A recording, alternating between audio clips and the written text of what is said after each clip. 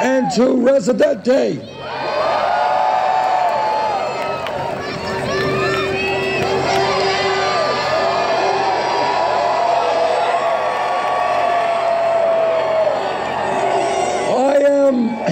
As you know, I am the very proud United States Senator from Vermont.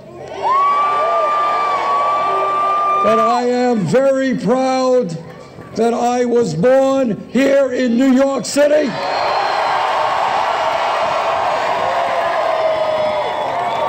That my wife was born in Brooklyn, New York.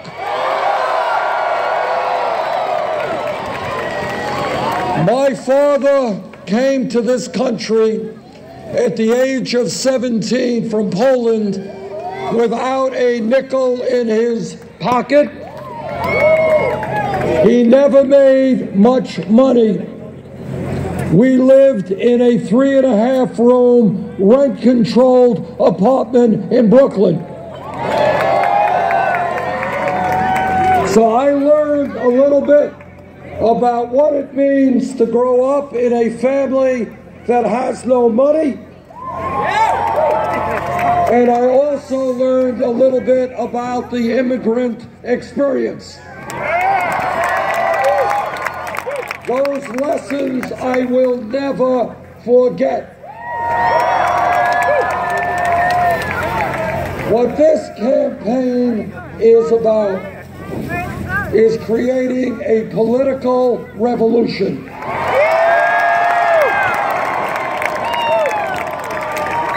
And the 15,000 people who are here this evening,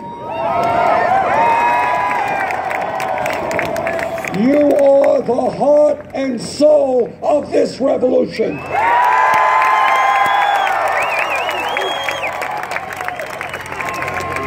And what we are saying loudly and clearly is enough is enough. We want a government that represents all of us, not wealthy campaign contributors.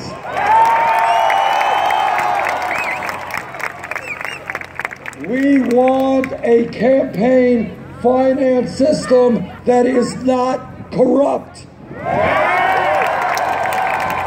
We want an economy that is not rigged. We want a criminal justice system that is not broken.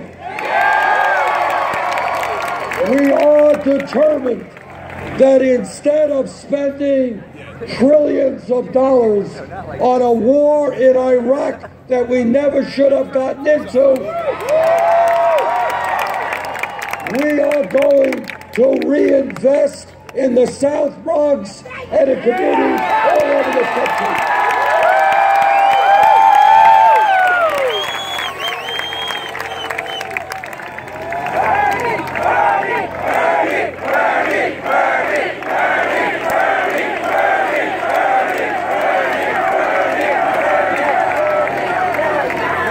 There is no reason in this country why people should be paying 40 or 50% of their limited incomes in housing. There is no reason why people should not have access to the health care that they need. There is no reason why in this country we should not have the best educational system in the world for all of our people. There is no reason why we should have the highest rate of childhood poverty of any major country on earth. There is no reason why we should have more income and wealth inequality than any other major country. What this campaign is about is telling Wall Street and the billionaire class they cannot, they will not have it all. We are going to create a nation in which our people have decent paying jobs, where our children are not unemployed, where our parents and grandparents can live with dignity on Social Security.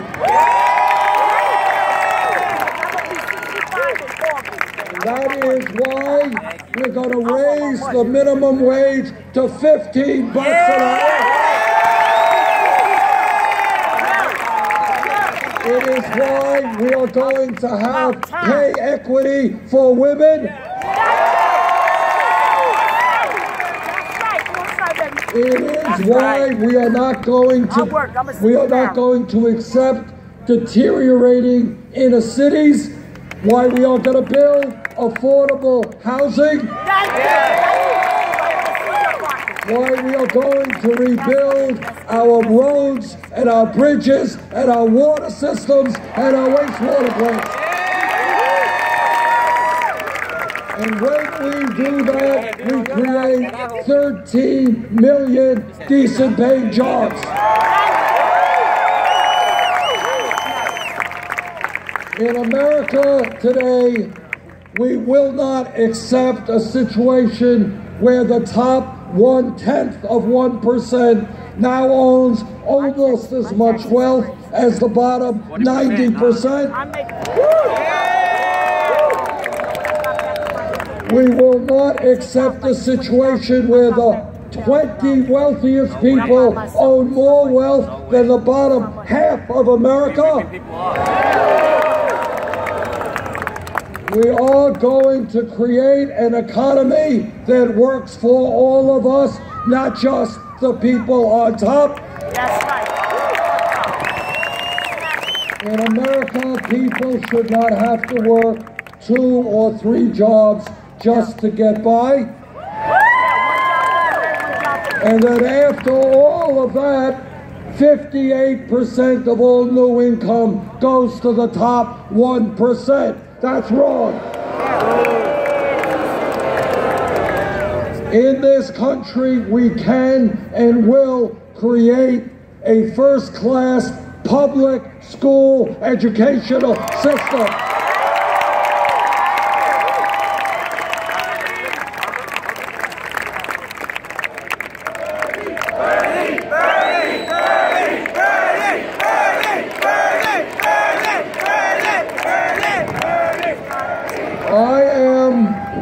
I went to public schools in Brooklyn, New York. I had a good education, and I want every kid in this city and in this state to have a quality, good public education. And that means that instead of giving tax breaks to billionaires or fighting wars we should not be fighting, we're going to be investing in housing and education and healthcare.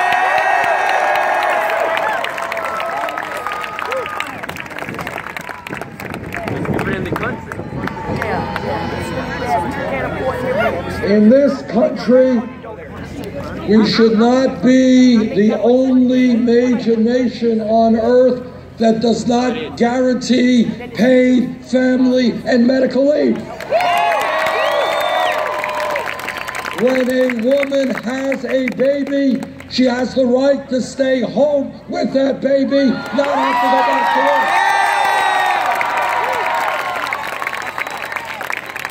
work. And when we are talking about women's rights, we are going to stand and make certain that every woman in this country has the right to control her own body.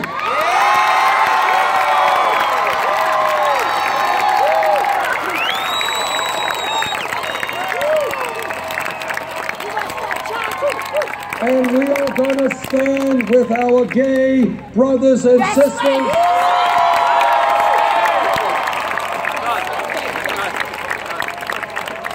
And we are going to defend their right to be married.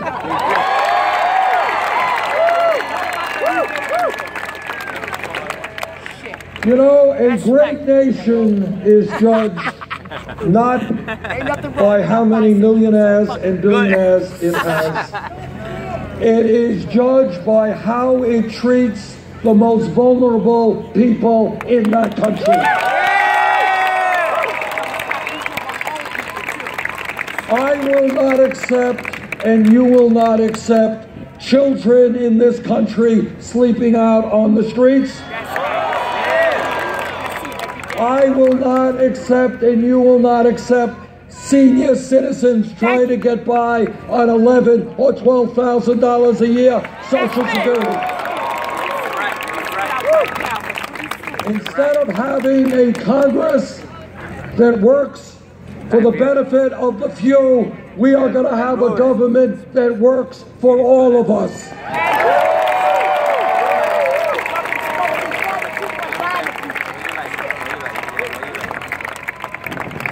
Now, I am a member of the committee that wrote the Affordable Care Act. And the Affordable Care Act has done some very good things. We've ended the so-called obscenity of pre-existing conditions. We provided insurance to 17 million people who didn't have it. But we have much more to do in healthcare. The United States is the only major country on earth that does not guarantee health care to all people as a right. And together, we are going to end that. 29 million Americans have no health insurance. Many of you are underinsured with large deductibles and co-payments. And the drug companies are ripping all of us off every single day. And after all of that, we end up spending much more per capita on health care than any other country on earth. We are prepared to take on the private insurance companies. We are prepared to take on the drug companies. And we are prepared to pass a Medicare for all single-payer program.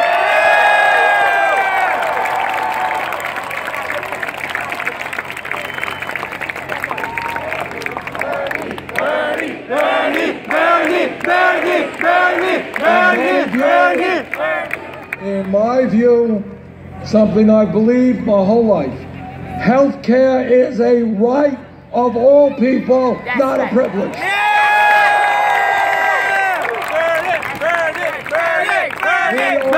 Burn it! To reform in a major way a broken criminal justice system. It is an international embarrassment that we have more people in jail than any other country on earth. It is not unrelated that we have communities where young kids, white, black, Latino, Native American, are suffering unemployment rates of 30, 40, 50%. So you know what we're going to do? We're going to invest in education and jobs for our kids. Investment in education and jobs, not jails, not incarceration. And all of us are tired of seeing unarmed people shot and killed.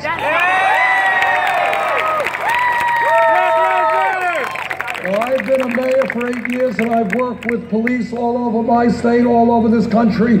Vast majority of police officers are honest and hardworking.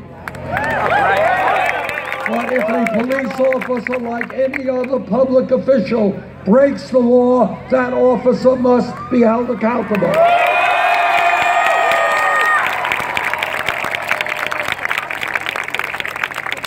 We do not want to see in communities all over this country police departments look like occupying armies. We need to demilitarize our police departments. We need to make police departments reflect the diversity of the communities they serve. We need to end private corporate ownership of prisons and detention centers. We need to rethink the so-called war on drugs. Over the last 30 years, millions of Americans have been arrested for possession of marijuana.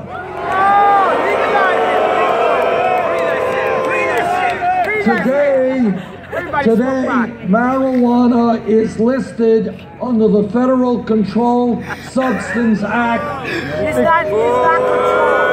a Schedule I drug,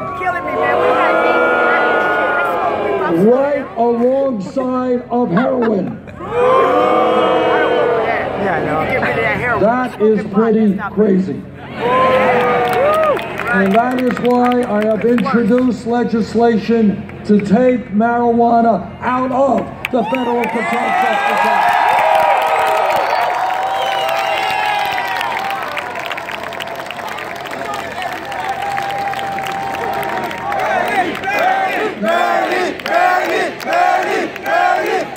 This is not only the right thing to do, but it is also a major racial issue, because it turns out that the black community, the white community, smoke marijuana at about equal levels. Blacks are 4 times more likely to be arrested than whites.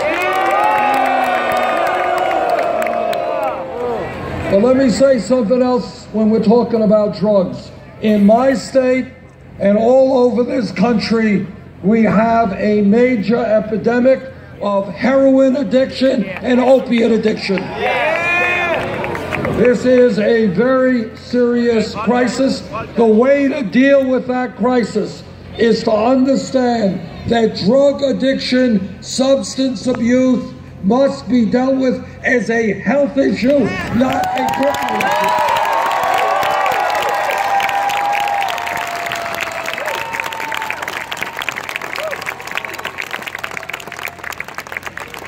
When we talk about criminal justice reform, let me tell you a brief story. Turns out that Goldman Sachs, one of the large financial institutions, I gather you know about Goldman Sachs. Goldman Sachs recently received a $5 billion settlement with the United States government. And they reached that agreement because they were selling worthless packages of subprime mortgage loans. And they and the other Wall Street crooks were the people responsible for driving our economy into the worst recession since the Great Depression. Now here's a funny thing. Some kid gets picked up for smoking marijuana in Vermont or New York City. That kid gets a police record. But if you are an executive of a Wall Street firm, you don't get a criminal record for destroying this economy. You get a pay raise.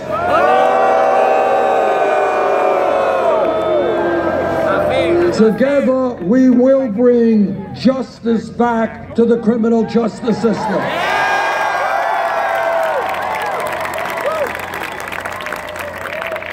And equal justice under the law means that if you are rich or poor, you will pay the price if you break the law. That includes Wall Street.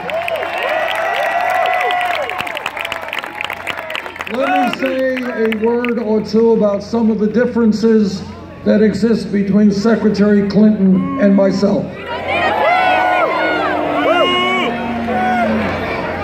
When we began this campaign, we had to make a choice, and the choice was, would we do what every other campaign is doing and establish a super PAC?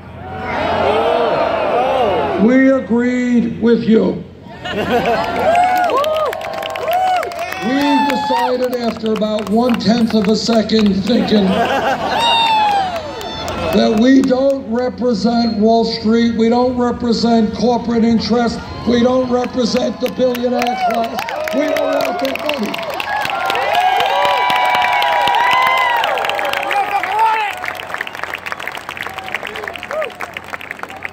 So what we did is reached out to working families all over this country.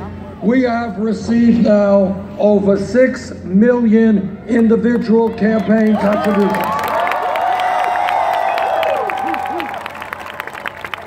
That is more contributions than any candidate in the history of this country up to this point. Anybody know what the average contribution is? $27! Right. $27. To paraphrase Abraham Lincoln at Gettysburg, this is a campaign of the people, by the people, and for the people.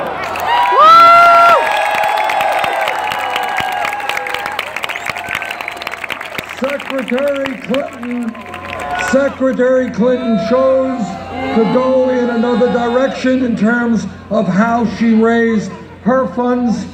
She has several super PACs. Her largest super PAC reported raising $25 million from special interests, including $15 million from Wall Street.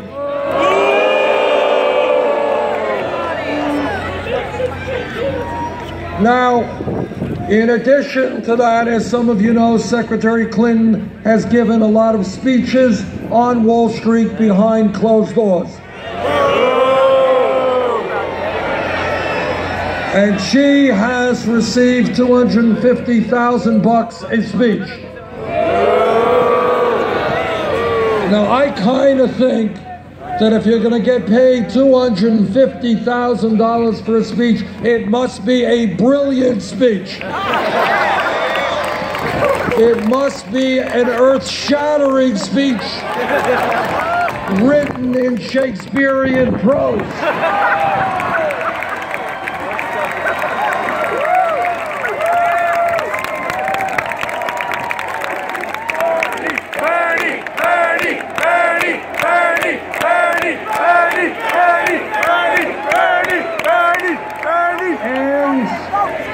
And if that speech is so great, I think the American people have the right to hear it.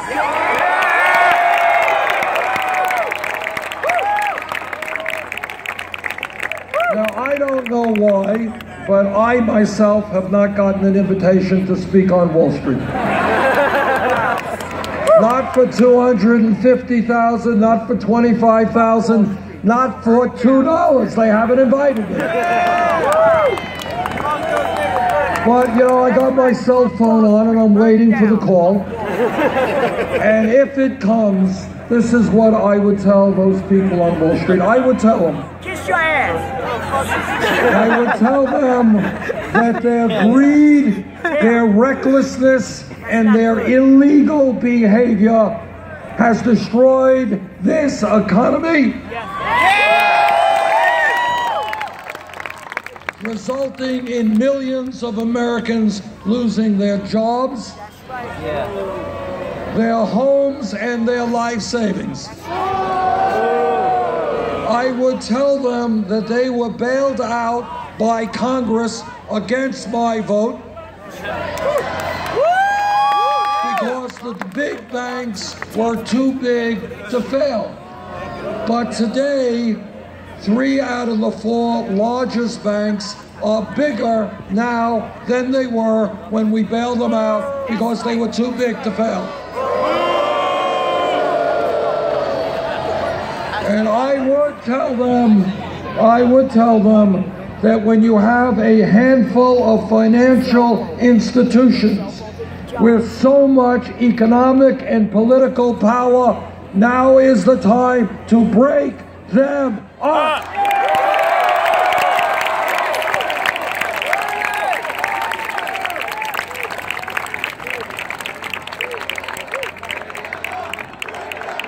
Break them up! Break them up! Break them up! Break them up! Break them up! Break them up! Break them up! Break them up!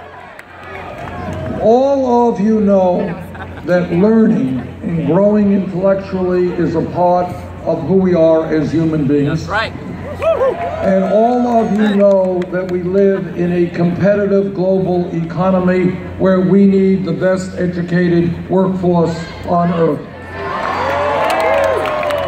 Now, 50 years ago, if you had a high school degree, you were doing pretty well, and the likelihood is you can go out and get a good job and make it in the middle class. But the economy and the world and technology have changed. And that is why I believe that when we talk about public education today, it is not good enough just to talk about first grade through 12th grade. We need to make public colleges and universities tuition free.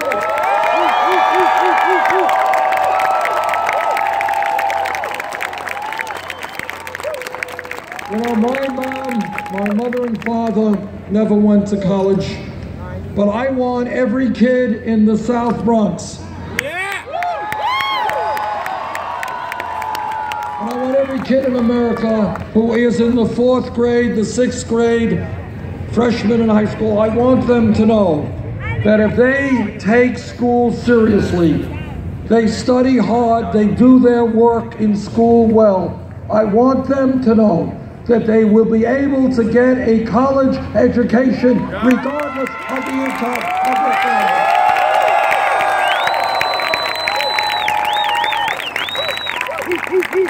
And together we're going to reduce this very high load of student debt that millions of people have.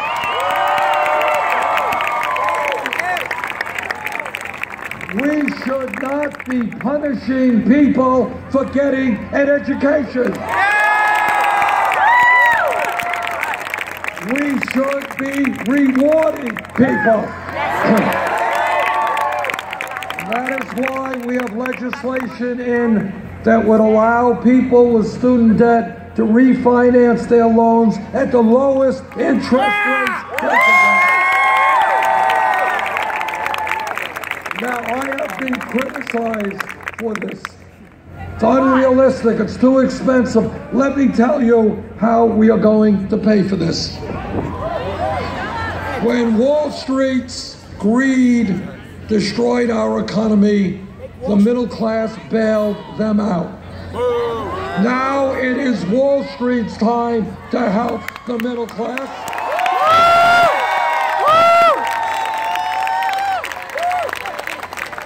And that is why we're going to impose a tax on Wall Street speculation.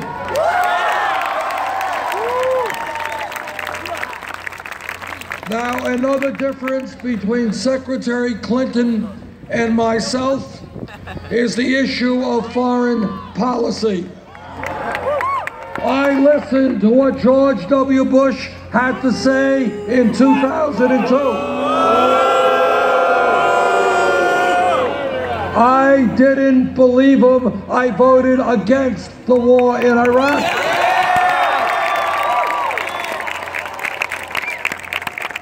Secretary Clinton, then U.S. Senator from New York, heard the same information. She voted for the war in Iraq.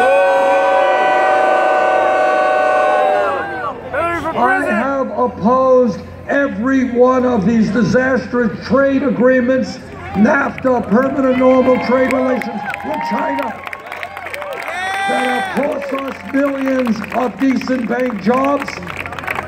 Secretary Clinton has supported virtually all of them. So we've got some very real differences. This campaign is listening to our brothers and sisters in the Latino community.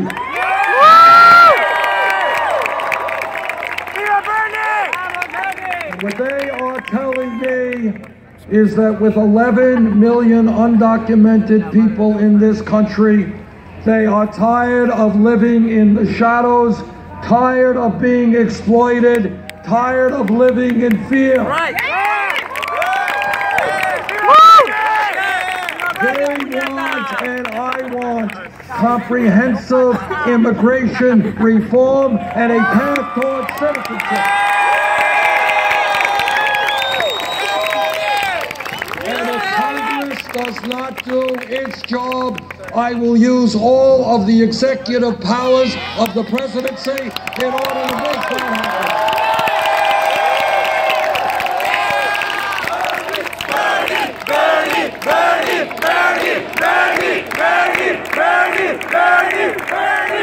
This campaign is listening to our brothers and sisters in the African American community. And they are tired of having their kids go to broken down, inadequate schools. They are tired of sky-high unemployment rates. They are tired of their kids breathing filthy air and getting asthma. They are tired of paying half of their income for housing. They want, and I want, major investments in inner cities throughout this country. And by the way, when we rebuild our housing stock, when we build affordable housing, when we rebuild our roads and bridges and water systems, we create millions of good-paying jobs.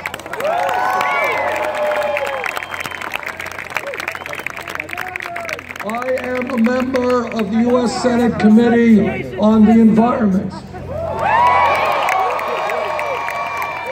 I have talked to scientists all over our country, all over the world. The debate is over. Climate change is real. It is caused by human activity. It is already doing devastating harm to this country and countries throughout the world. Together, we must have and accept the moral responsibility of leaving this planet in a way that is healthy and habitable to our children and our grandchildren. Together, we will take on the fossil fuel industry. We will transform our energy system to sustainable energy and energy efficiency.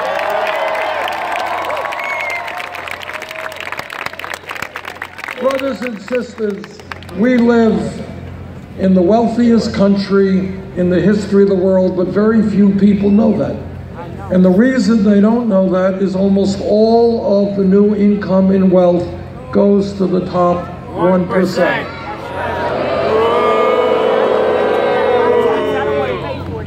All of you know that the history of real change in America never takes place from the top on down. It always takes place from the bottom on up.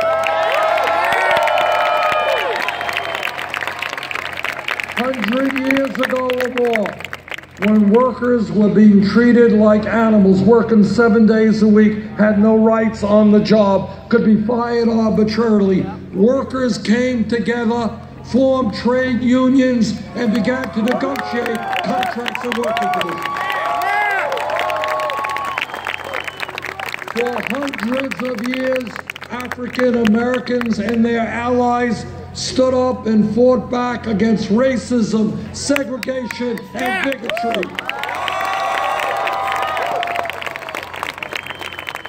We don't know how many of them died, were lynched, were beaten. But people by the millions said that in America, we will not continue to have a racist society.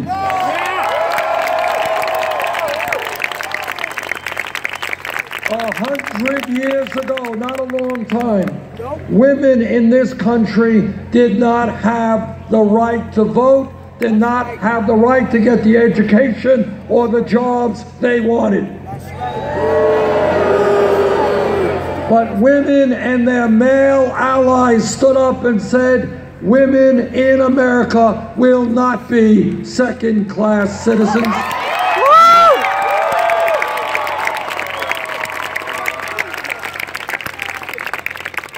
If we were here 10 years ago, and somebody jumped up and said, you know, I think gay marriage will be legal in 50 states in this country, person next to him would have said, you are nuts. But as a result of the struggle of the gay community for decades against incredible bigotry and hatred, and with the support of the straight community, gay marriage today is legal in 50 states.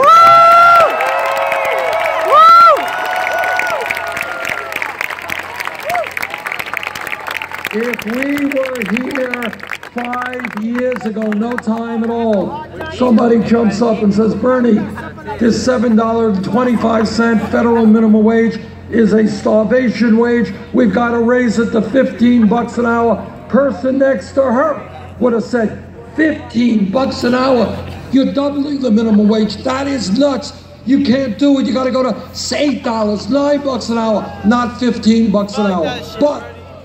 But people in the fast food industry, people in McDonald's and Burger King and Wendy's went out on strike.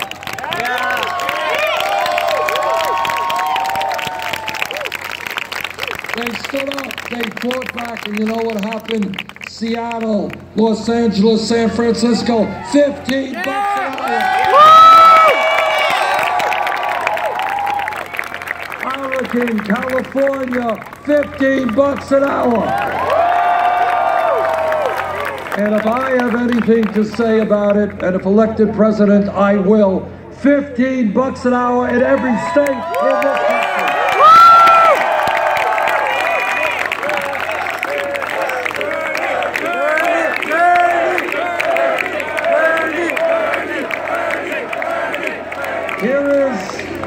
Here is my point.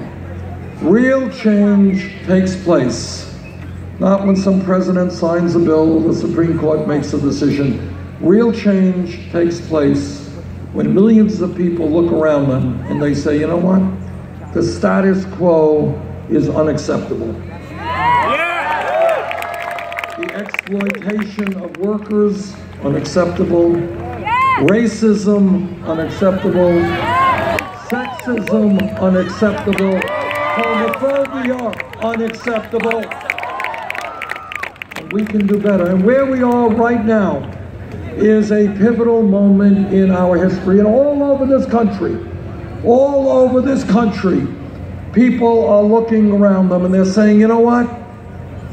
We should not have more income and wealth inequality than any other country.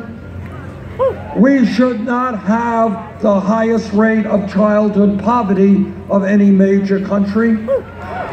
We should not have our people working 2 or 3 jobs to survive economically. We should not have women earning 79 cents on the dollar. We should not have young people leaving school $50,000 or $100,000 in debt. We should not have a crumbling infrastructure. We should not be the only major country on earth that does not guarantee health care to all or pay family and medical leave. And people all over this country are looking around and they are saying, establishment politics and establishment economics, the same old, is not working. And that is what this campaign is about. What this campaign is about is telling you that no president, not Bernie Sanders or anybody else, can address these issues alone. We need millions of people to stand up, make a political revolution.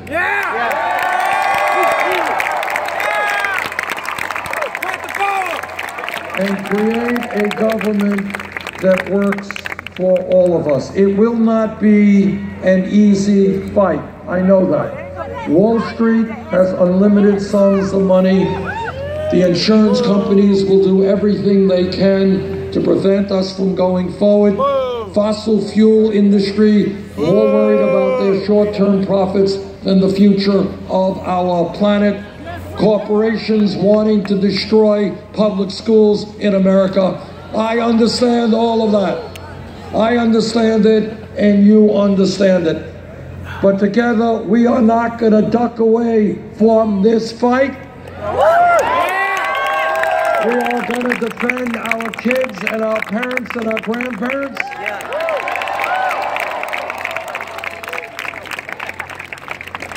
In a month or so, this state, on April 19th, this state will be having a very important primary.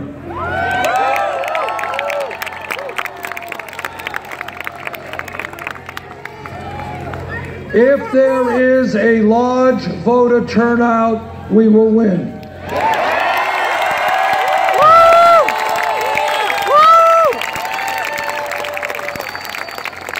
And if we win here in New York, we are going to make it to the White House.